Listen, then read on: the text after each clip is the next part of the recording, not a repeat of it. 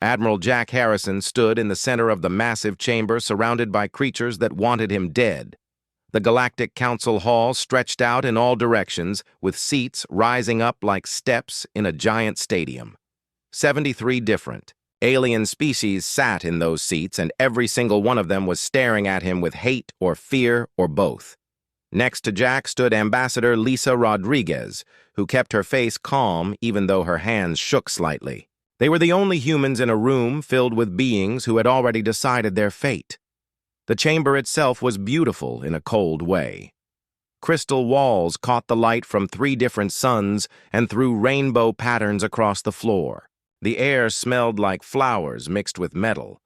Gravity felt lighter here than on Earth, which made Jack feel like he might float away at any moment. But none of that beauty mattered, because this was a courtroom, and humanity was on trial. High above them sat Judge Veltar of the Zephyrian Empire. His crystal body caught the light and threw it back in sharp angles. When he spoke, his voice sounded like wind chimes in a storm. The council will now hear the final evidence against the species, known as humans, he said. Ambassador Clexy will present the prosecution case. A creature that looked like a walking tree with too many arms moved to the center of the floor. Clexy was from the Botanical Collective, and when she talked, it sounded like leaves rustling. "Honored council members," she began, "we have gathered evidence that proves beyond doubt that humans are a danger to all civilized life in this galaxy." The first hologram appeared in the air above them. It showed a human colony on a distant world. The planet was under attack by raiders from the Crimson Fleet. Any normal species would have surrendered when the orbital bombardment started. Instead, the humans fought back. They used farming equipment as weapons. They turned their own buildings into traps. Children who should have been hiding were running supplies to the fighters. When the raiders finally took the colony, they found that the humans had destroyed everything of value rather than let it be stolen. Notice. Clexy said how they refuse to surrender even when defeat is certain. Notice how they involve their young in warfare. Notice how they destroy rather than submit. The next hologram showed a space battle near the outer rim. 3 human ships faced off against a fleet of 20 Corvan destroyers. The smart thing would have been to run away or try to negotiate. Instead, the humans did something that shocked everyone watching. The smallest human ship rammed straight into the Corvan flagship. The explosion took out 4 more enemy ships. The other 2 human vessels used the confusion to escape with a convoy of civilian transports. "They fight without honor," Clexy continued. "They use suicide attacks as standard tactics. They put civilian lives above military protocol," Jack wanted to speak, but the rules said he had to wait. He watched as hologram after hologram showed human forces doing impossible things. There was the siege of New Detroit, where humans held out for 6 months without supplies. There was the Battle of Kepler Station, where human engineers turned a mining platform into a fortress. There was the evacuation of Haven Colony, where human mothers fought alien soldiers while carrying their babies. Each example was meant to show how dangerous humans were. But Jack saw something else. He saw courage. He saw people who refused to give up even when the smart thing was to quit. He saw humans protecting each other no matter what the cost. The worst hologram came last. It showed Captain Ryan Murphy during the defense of the Tau Ceti system. His ship was heavily damaged and surrounded by enemy vessels. When ordered to surrender, Murphy had looked directly into the camera and smiled. Then he said words that would haunt the galaxy forever. "Tell them humans don't know how to quit." Before anyone could stop him, Murphy had rammed his cruiser into the enemy command ship. "That smile," Clexy said with a shudder in her voice. "They smile when facing death. They find joy in hopeless battles. What kind of species does that?" Judge Veltar called for order as angry murmurs filled the chamber. "The council has seen the evidence," he announced.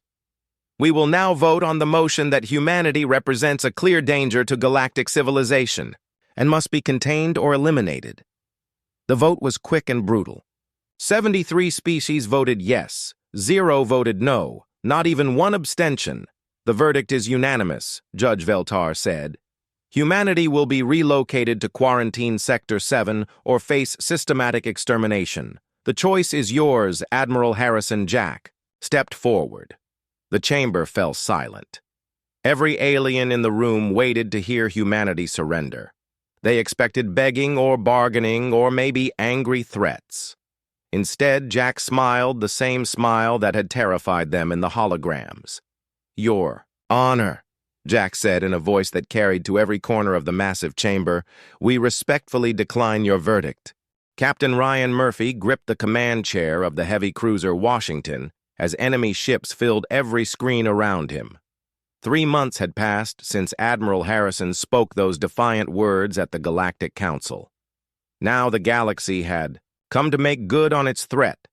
50 alien fleets surrounded the Sol system like a metal wall designed to crush everything inside.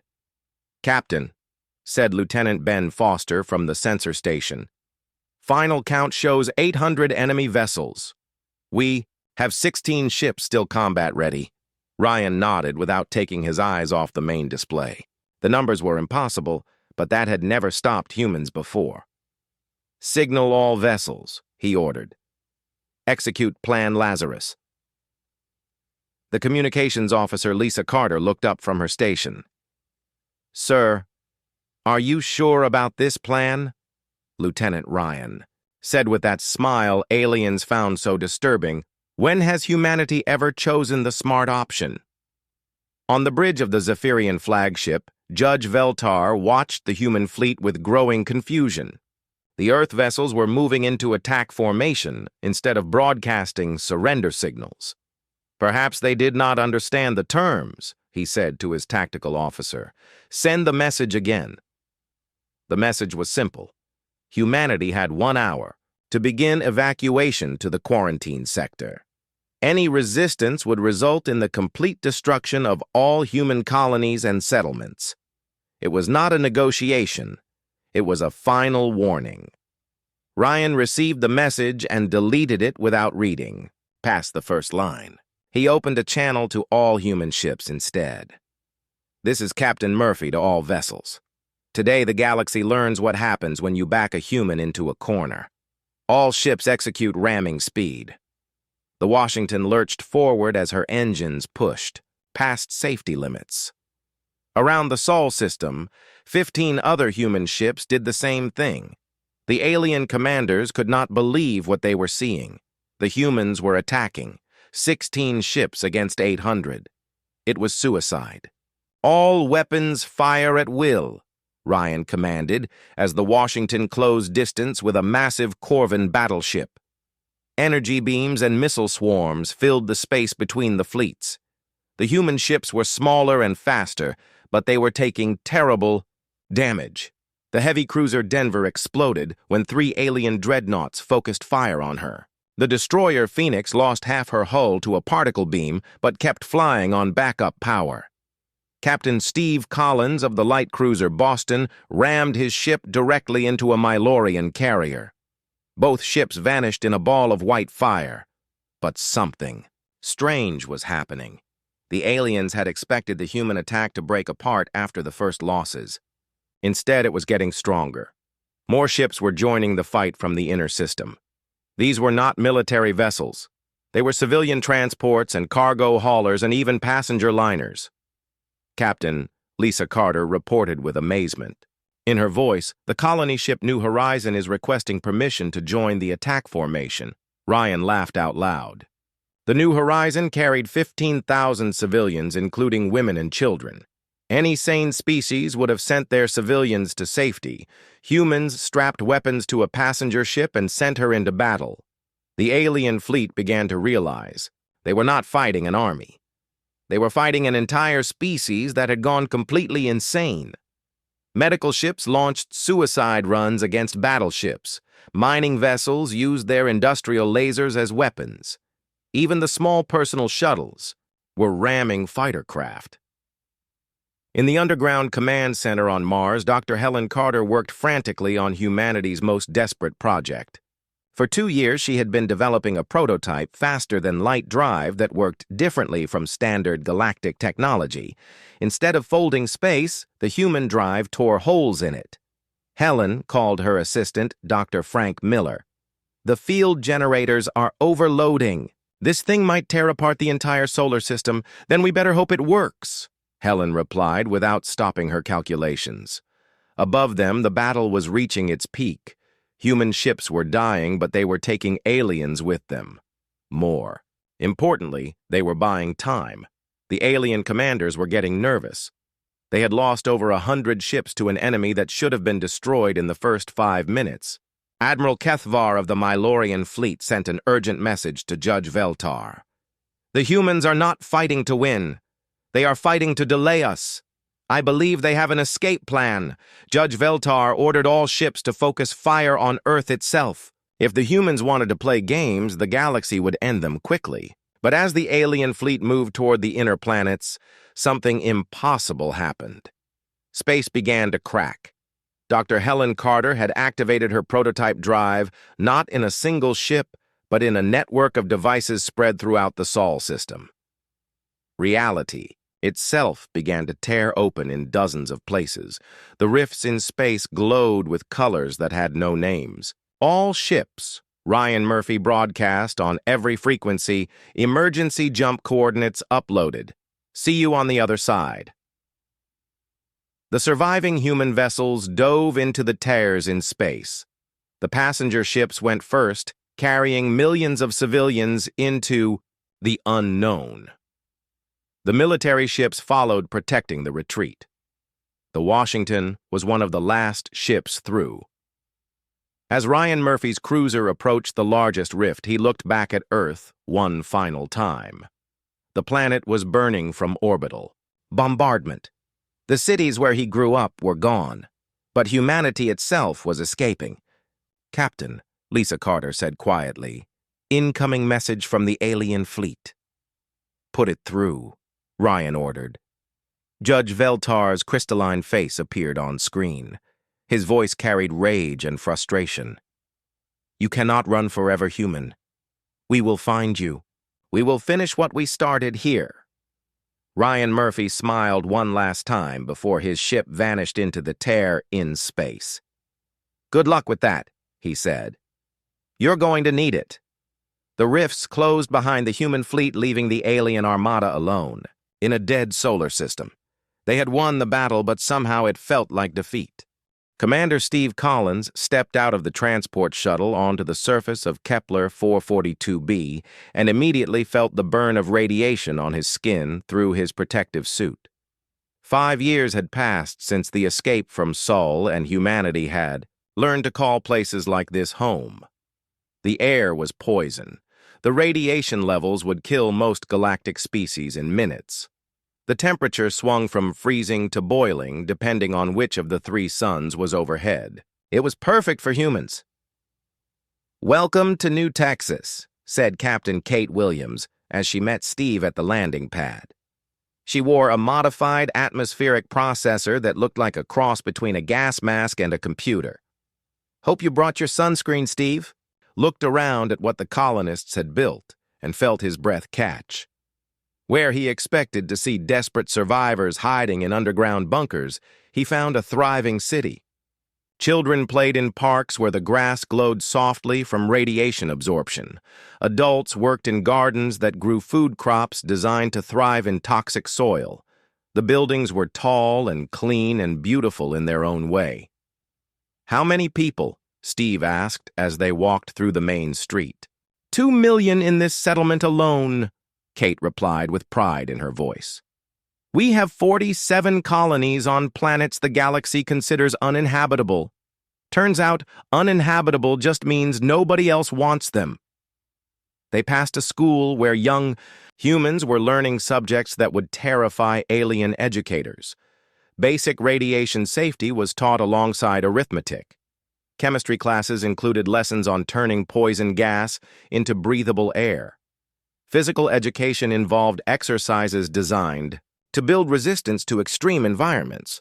The kids adapt faster than anyone expected, Kate explained, as they watched a group of children playing in a radiation zone that would require full protective gear for most adult aliens. Third-generation colonists can work outside for hours, without any protection at all.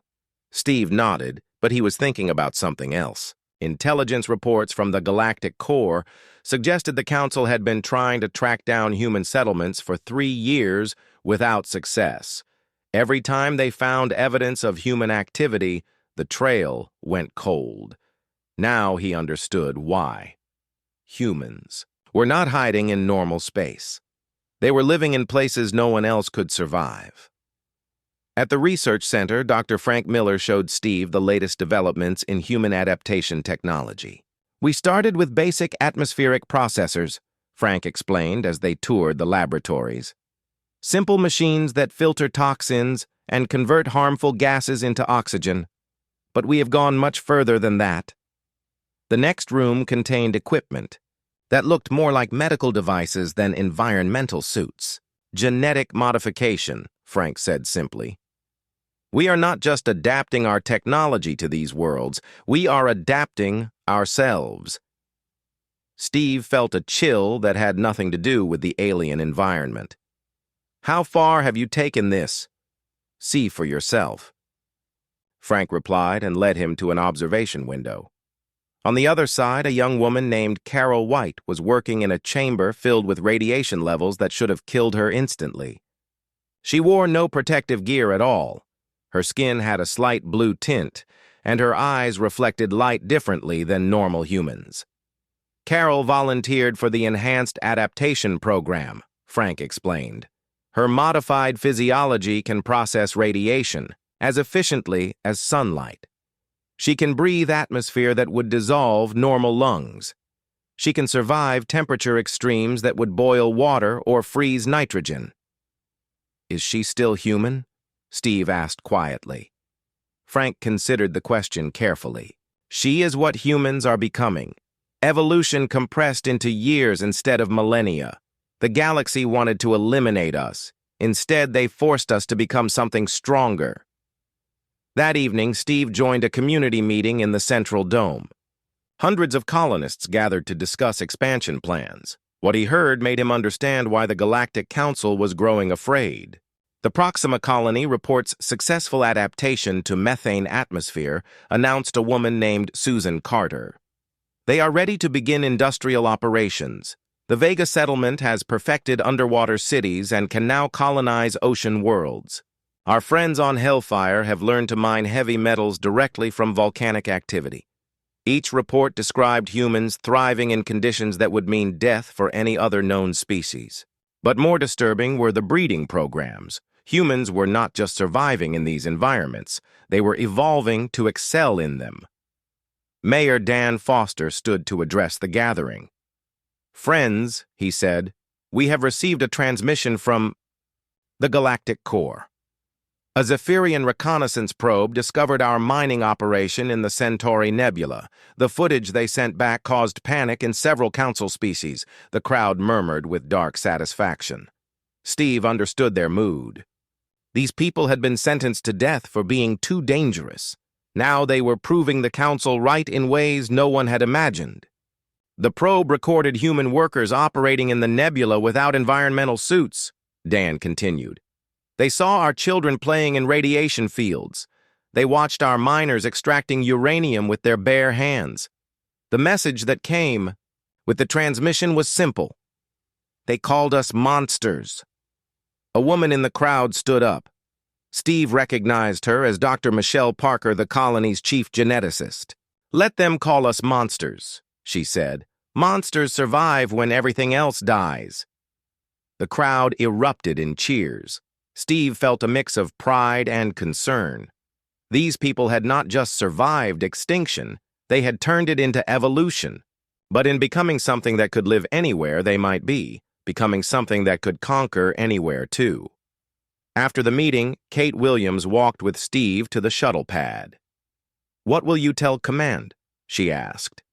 Steve looked up at a The alien sky where 3 suns painted everything in colors that had no names on Earth.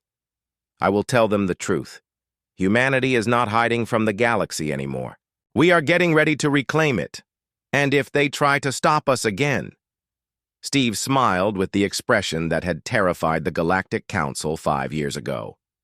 Then they will learn why exile was a mistake. You cannot kill something that refuses to die. You can only make it stronger.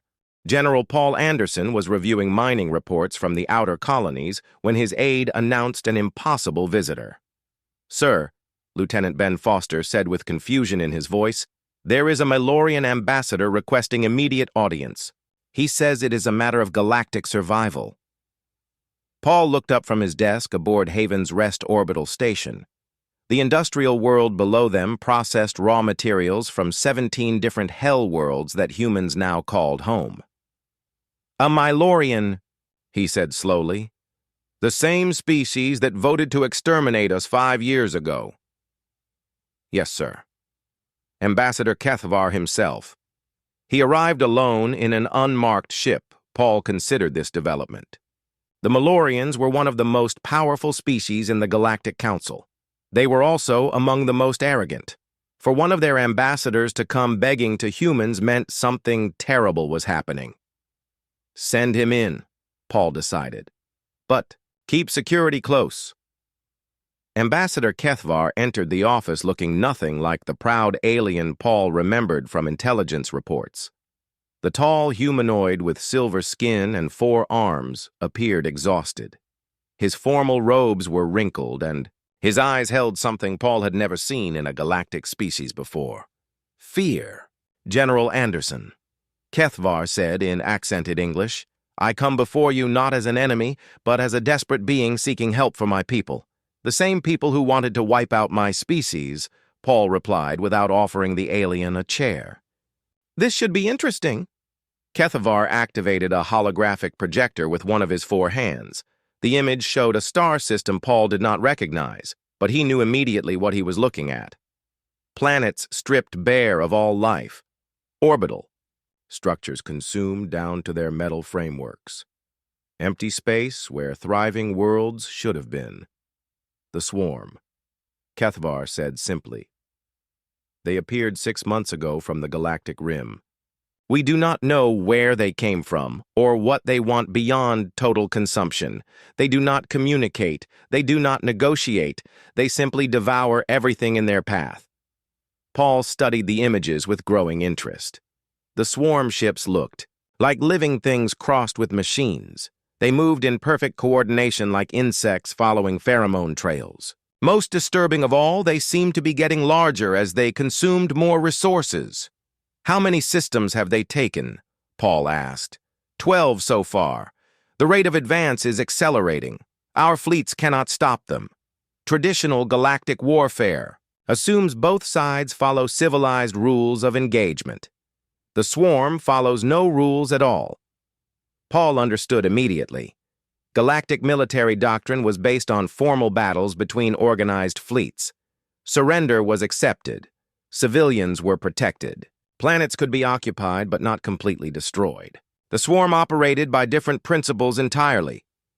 "What exactly are you asking for?" Paul said. Kethvar straightened his silver shoulders.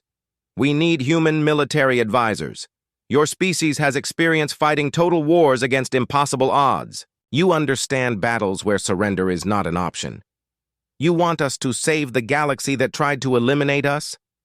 "Yes," Kethvar replied without hesitation. "Because if the swarm is not stopped, it will eventually reach human space as well. We can die separately or survive together." Paul was quiet for a long moment. Then he pressed a button on his desk. "Get me Colonel Nina Brooks and her tactical team. Tell them we have a new mission." 3 days later, Nina Brooks stood on the bridge of a Mylorian cruiser watching her first engagement with the swarm. The alien crew operated with military precision, but they fought like they were following a textbook. Perfect formations, careful targeting, minimal acceptable losses. The swarm fought like a force of nature. "Their tactics make no sense," complained Captain Veltor, the Mylorian ship commander. They sacrifice dozens of vessels to destroy one of ours. No rational species fights with such disregard for losses. Nina smiled grimly. Captain, you have never fought humans. We understand exactly how they think. The battle was going badly for the Mylorian fleet. The swarm ships swarmed around the larger alien vessels like insects attacking a giant. When Mylorian ships were disabled, the swarm did not capture them. They consumed them. Metal and technology and crew all disappeared into the organic machinery of the enemy. All ships retreat to jump distance, Captain Veltor ordered. We cannot win this engagement. Belay that order, Nina said sharply. Signal all vessels to ram the largest swarm ships, full speed. The Mylorian bridge crew stared at her in shock. Colonel Brooks, Veltor protested, that would be suicide. No, Nina replied. That would be victory. Trust me. Lieutenant Jake Thompson piloted his reconnaissance fighter through the heart of the swarm formation, gathering intelligence on enemy ship construction. What he found excited him in a way that worried the Mylorian analysts. The swarm. Ships were not individually intelligent. They operated as a collective organism with central coordination nodes. Take out the big ones and the little ones go stupid, he reported to Dr. Frank Miller, who was studying swarm biology from captured specimens. It is like cutting the head off a snake. Frank looked up from his research with the expression, humans, got when they found a particularly interesting problem to solve. Jake, he said, I think we can do better than cutting off heads. I think we can turn the whole snake against itself. Within hours, human military doctrine began spreading through the combined fleet. Mylorian captains learned about psychological warfare and scorched earth tactics. They discovered the concept of acceptable losses when victory required sacrifice. Most importantly, they learned that some enemies could only be defeated by becoming more ruthless than they were. The transformation was rapid and complete. Within a week, Mylorian ships were using ramming attacks as standard tactics. Their ground forces adopted human-style urban warfare techniques. Their generals planned campaigns that assumed total victory or total destruction with no middle ground. Ambassador Kethvar watched the changes with growing alarm and gratitude. Your people are teaching us to fight like demons, he told General Anderson during a strategy meeting. No, Paul replied. We are teaching you to fight like humans. The galaxy is about to learn the difference.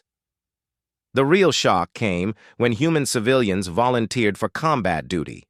Dr. Susan Carter requested assignment to the most dangerous reconnaissance missions. Engineer Carol White designed weapons that violated several galactic conventions on humane warfare.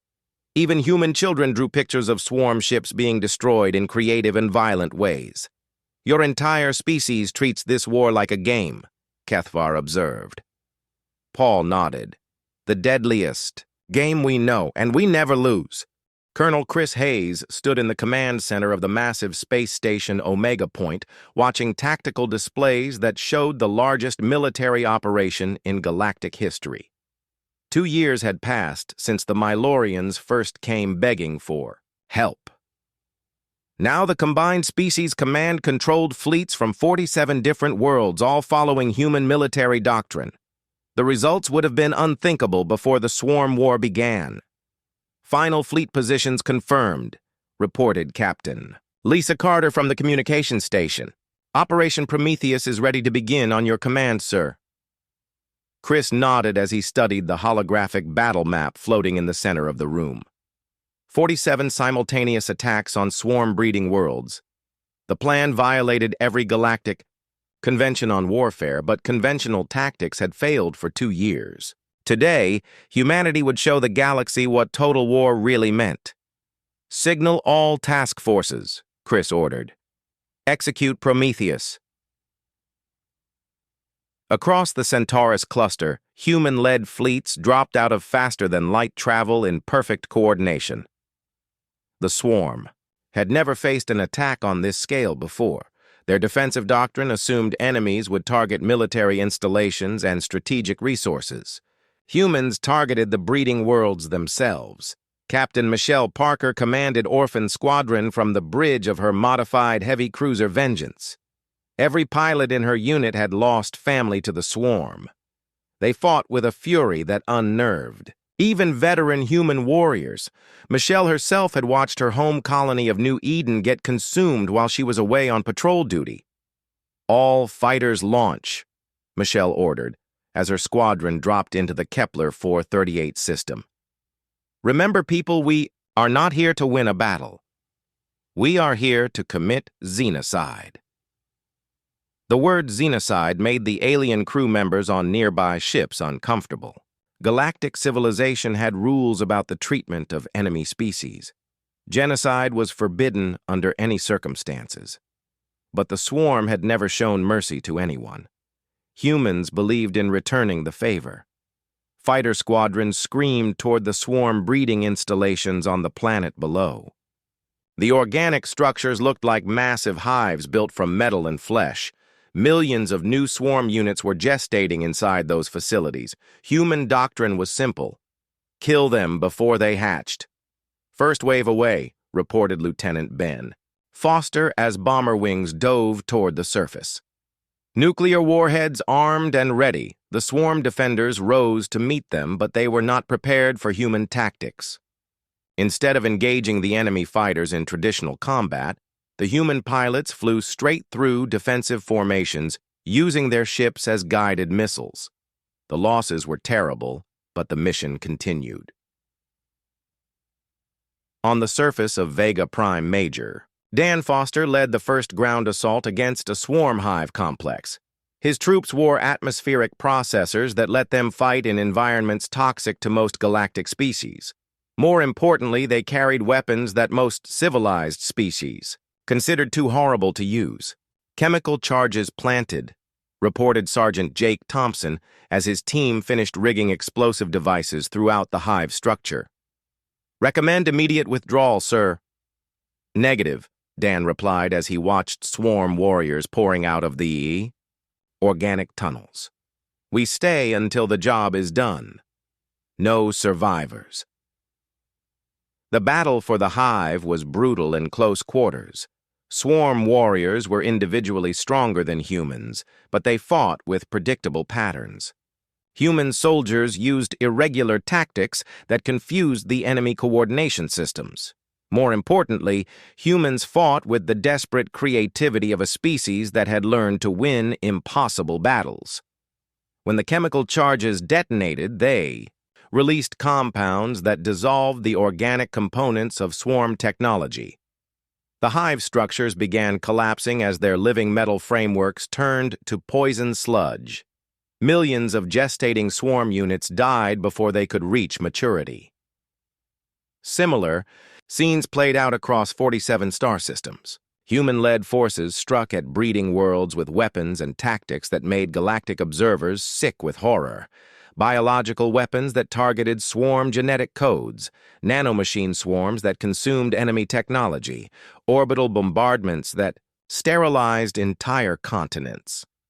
The most controversial weapon was deployed by Dr. Frank Miller and his research team. They had created a virus that infected swarm coordination networks and turned the collective intelligence against itself. Infected, swarm fleets began attacking their own forces with the same ruthless efficiency they had once used against galactic civilization. "The infection rate is exceeding projections," Frank reported to General Anderson from his mobile laboratory. "Swarm forces in the Tau Ceti region are showing signs of complete coordination breakdown. Casualties on our side?" Anderson asked. 60% losses across all task forces, but the mission is succeeding. We have eliminated approximately 4 billion swarm units in the last 6 hours. The numbers were staggering. No species in galactic history had ever conducted warfare on such a scale. The Swarm War was not a conflict between civilizations. It was an extinction event with humans as the instrument of destruction. Ambassador Kethvar watched the tactical displays with growing horror and admiration. "Your people are winning," he told Admiral Jack Harrison, who had returned from exile to command the combined fleets. "But at what cost?" the cost of survival. Jack replied without emotion. That is the only price humans have ever been willing to pay. The turning point came when Captain Steve Collins led a direct assault on the Swarm Primary Coordination Nexus in the Galactic Core. The enemy stronghold was protected by defensive systems that could destroy entire fleets. Collins took a single ship loaded with every nuclear weapon humanity could spare. "This is Collins to all stations," he broadcast as his ship dove toward the massive organic structure. "Tell them humans do not know how to quit." The explosion was visible across 3 star systems. When the radiation cleared the swarm coordination, Nexus was gone. Across the galaxy, enemy fleets suddenly stopped moving in perfect formation. Individual swarm ships began attacking each other or simply drifting powerless through space. The war was over, but the aftermath would haunt Galactic civilization forever. Humans had saved every species in known space by methods that violated every principle of civilized warfare. They had committed genocide on a scale that defied comprehension. Most disturbing of all, they had enjoyed doing it. "What happens now?" Kethvar asked as the last swarm strongholds fell to human-led assault forces. Admiral Harrison smiled with the expression that had terrified the Galactic Council 7 years ago. "Now," he said, "the galaxy learns what happens when you make humans your protectors instead of your enemies." President Carol White stood at the podium of the Grand Assembly Hall on New Geneva Station, looking out at representatives from every species in the galaxy. 3 years had passed since the end of the Swarm War and the transformation of Galactic. Civilization was complete. The same species that had once voted for human extinction now begged for human protection. The irony was not lost on anyone in the massive chamber. "Fellow citizens of the galaxy," Carol began her address, "we gather today to celebrate not just victory over the swarm, but the birth of a new era of cooperation between all sentient species." Polite applause filled the hall, but Carol could see the fear in many alien faces. Humanity had saved the galaxy by methods that violated every principle of civilized warfare. Now those same humans controlled the largest military force in known space. The protectors had become the rulers through simple necessity. In the front row sat Ambassador Kethvar, who had aged considerably since first coming to beg for human help. Next to him were representatives from species that had never imagined they would need human approval for anything. The Zephyrians, who had prosecuted humanity at the original trial. The Botanical Collective, that had presented evidence of human savagery. The Corvin Empire that had provided ships for the failed extermination fleet. "The galaxy has learned important lessons," Carol continued. "We have learned that survival sometimes requires methods that civilized beings find distasteful. We have learned that there are enemies who cannot be reasoned with or negotiated with. Most importantly, we have learned that unity makes us all stronger." Admiral Ben Clark entered the chamber wearing the uniform of the new Galactic Defense Force. Every major species had contributed ships and personnel to the unified fleet, but they all followed human command structure. Human tactics were now standard doctrine across the galaxy. Human military philosophy dominated strategic planning. The species that had been too dangerous to live now commanded the forces that kept everyone else alive. "Admiral Clark will now present the security briefing," Carol announced. Ben activated the massive holographic display that dominated the center of the chamber. Star charts showed the current deployment of Galactic Defense Force units. Human-controlled battle stations guarded every major space lane. Human-designed early warning systems monitored the galactic rim for new threats. Most significantly, human colonies had been established in strategic locations throughout known space. "Phase 1 of the Perimeter Project is now complete," Ben reported. "We have established 43 monitoring stations around the galactic core.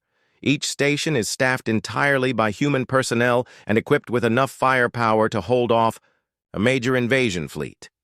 The alien representatives listened with mixed feelings.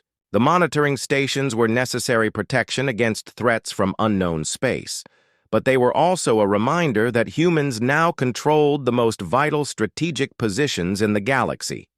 The species that had once been sentenced to quarantine now lived wherever they chose. Dr. Susan Carter stood to address the assembly from her position as Director of Galactic Research. Her presentation covered the most ambitious project in galactic history. The Deep Space Monitoring Array is ahead of schedule, she announced. When completed, it will give us advance warning of any threat approaching our galaxy from intergalactic space. The technical details were impressive, but the implications were staggering. Humans were not content to merely defend the galaxy from known threats. They were preparing for enemies that might not arrive for thousands of years. The level of long-term strategic thinking was typical of the species that had survived extinction through pure stubbornness. We have also made significant progress in threat assessment protocols, Susan continued. Any species that shows signs of aggressive expansion will be subject to immediate intervention by Galactic Defense Force units. The words were diplomatic, but everyone understood the message. Humans would decide which species were dangerous and which were acceptable. The same beings who had once been judged too violent to exist now made those judgments about everyone else. During the lunch break, Ambassador Kethvar approached President White with a question that had been troubling him for months. "Carol," he said, using the informal address that had become common between humans and their former enemies, "do you ever worry that your people have become what the galaxy feared they might become?" Carol considered the question carefully. "Kethvar," she replied, "we have become exactly what we always were. The galaxy just needed time to understand why that was a good thing." The afternoon session included presentations from human colonies that had been established on worlds previously considered uninhabitable. Children who had been born on radiation worlds gave demonstrations of their enhanced abilities. Scientists showed off technologies that had been developed by combining human creativity with alien knowledge. Artists displayed works that captured the new hybrid culture emerging across the galaxy. But the most significant presentation came from Director Jake Thompson, who managed the Special Threats Division. "We have identified 17 potential hazards that could endanger galactic civilization," he announced. "These include gamma-ray bursts, stellar collapse cascades, alien artificial intelligences, and dimensional incursions from parallel universes." The list was both comprehensive and terrifying. Most species would have been paralyzed by such a catalog of potential disasters. Humans were energized by it. They saw threats as puzzles to be solved and challenges to be overcome. Response protocols have been developed for each scenario, Jake continued. Galactic Defense Force units conduct regular training exercises for all potential threat categories. We are as ready as we can be for whatever the universe might throw at us. The final speaker of the day was a young human girl named Lisa Foster, who had been born on New Geneva Station after the war. She was part of the first generation of humans to grow up as acknowledged protectors of the galaxy. Her speech was simple, but it captured the transformation that had taken place. "My parents tell me stories about the old days when humans had to hide from the galaxy," she said to the assembly. "They tell me about the trial where we were sentenced to die. They tell me about the war where we had to prove we were worth saving. I do not understand why anyone thought we were dangerous. We are just the people who make sure bad things do not happen to good people." The applause that followed was genuine and sustained. The innocence in the child's voice reminded everyone of how much had changed. Humans were no longer seen as a threat to galactic civilization. They were seen as its guardians. As the assembly concluded, President White stood for her closing remarks. "The galaxy once asked what kind of species refuses to accept extinction," she said. "Today we have our answer. We are the species that refuses to let extinction happen to anyone else. We are the species that stands watch in the darkness so others can sleep safely. We are humanity, and we are here to stay." the chamber erupted in cheers from representatives who had once voted for human destruction. Outside the station, human ships patrolled the space lanes, keeping the galaxy safe from threats both known and unknown. In the distance, construction continued on the monitoring stations that would watch for dangers from beyond the galactic rim. Humanity had not just survived extinction, they had become the force that prevented extinction for everyone else. The species that had been too dangerous to live had become too valuable to lose.